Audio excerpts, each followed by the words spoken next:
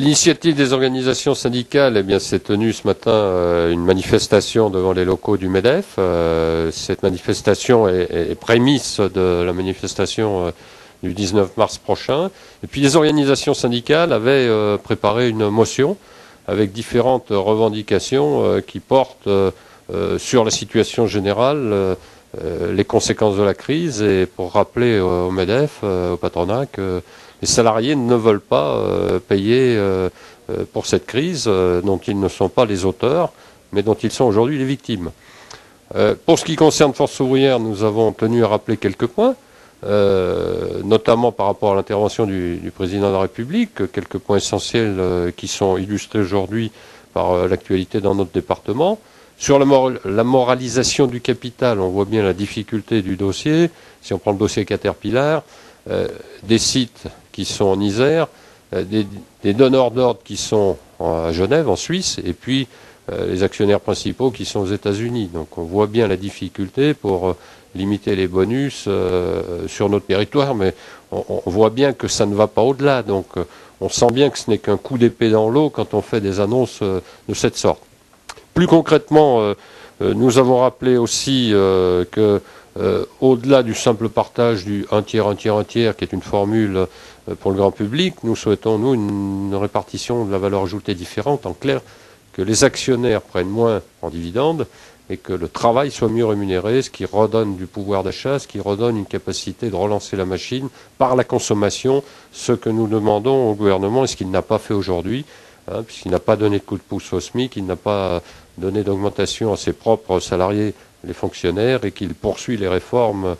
pour réduire le nombre de fonctionnaires. Nous avons rappelé que le MEDEF jouait avec le feu sur les négociations sur les retraites complémentaires, puisqu'ils veulent remettre en cause le principe de pouvoir prendre sa retraite à partir de 60 ans quand on peut liquider à taux plein, alors que le régime général a pris une autre option par l'allongement de la durée de trimestre que nous avions contesté déjà en son temps. Donc ça serait cette fois la double peine. Donc nous avons mis en garde le MEDEF sur ce passage en force qu'il pourrait tenter. Nous avons rappelé aussi les problématiques d'ouverture du dimanche, ce qui s'est passé notamment dans l'enseigne européenne Discount et l'action que nous avions menée récemment, et l'anachronisme qu'il y a dans ce contexte de crise de vouloir absolument forcer les salariés travailler plus pour ne pas gagner plus, voire dégrader plus leurs conditions de travail.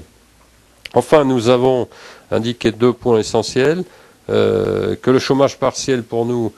si l'indemnisation passe à 75%, comme ça a été annoncé par le président de la République récemment, mais toujours sans effet d'application, que nous attendons toujours, nous avons demandé à ce que dans les entreprises, les négociations s'ouvrent pour essayer d'aller vers un 100% du net, puisque ça nous semble important qu'il n'y ait pas de perte de salaire pour les salariés et qu'ils ne subissent le moins possible ces passages en chômage partiel. Nous avons demandé également que cessent les délocalisations et que soient relocalisées les activités industrielles dans notre département, notamment en termes de recherche et développement, puisqu'il y avait quelques tentatives de grosses entreprises de sortir leurs centres de recherche et développement pour les entraîner à l'étranger. Donc nous avons insisté fortement sur ces points et nous avons demandé également au MEDEF de maintenant participer à un tour de table avec les pouvoirs publics pour pouvoir confronter un peu nos points de vue et voir quelles pourraient être les propositions formulées pour atténuer les effets de la crise par rapport aux salariés et non pas vis-à-vis des seuls représentants des entreprises. Voilà l'intervention que nous avons pu faire et je crois qui a été soutenu par l'ensemble des délégations. Les plans sociaux continuent à pleuvoir en Isère. À l'instant, on vient de nous annoncer un plan social à Saint-Quentin-Fallavier dans l'entreprise Sky Pharma qui concernerait 30% de l'effectif, donc quelque chose d'assez considérable.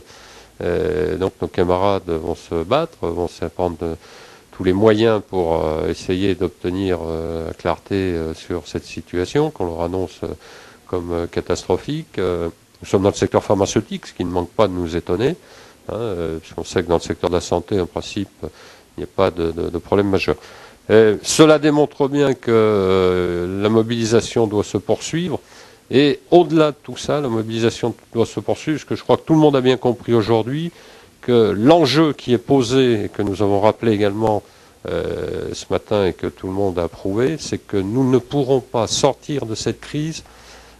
comme dans l'état où nous y sommes rentrés. Si la réponse était celle-là, ça veut dire qu'immanquablement, les mêmes causes produisant les mêmes effets, nous retomberons dans les mêmes travers de cette crise et la situation se dégradera de plus en plus, ce qui deviendra insupportable pour tout le monde, et surtout pour les salariés. Donc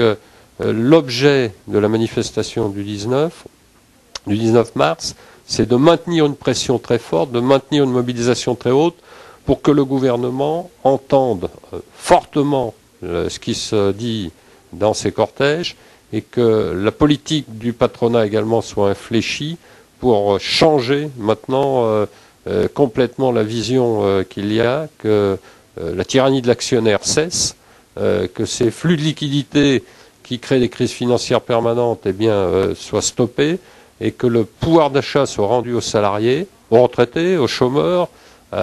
aux minima sociaux, et que ce soit bien une relance par la consommation, c'est-à-dire par du réel qui soit effectué, qui permette de faire tourner les entreprises, parce qu'aujourd'hui, ce qu'on voit, c'est qu'il y a un blocage complet du système, un grippage, puisque tout le monde est sur l'attentisme, tout le monde attend, on ne sait pas quoi d'ailleurs, mais tout le monde, par précaution, on l'a indiqué également, dans les négociations, la difficulté, même pour les entreprises qui vont bien, la difficulté qu'ont nos camarades d'obtenir des augmentations de salaire parce qu'on leur dit, vu qu'il y a la crise, il faut rester prudent, donc on ne met pas ou quasiment pas d'augmentation de salaire. Donc cette situation ne peut que dégénérer à terme. C'est pour ça que le 19, il faut être encore fortement présent. Et puis c'est peut-être pas la dernière. Je crois qu'il faut qu'on se dise que il faudra peut-être enclencher d'autres mouvements et puis peut-être d'autres moyens d'action que les salariés voudraient décider demain dans notre pays. Des belles manifs, avec info j'en ferai, j'en ai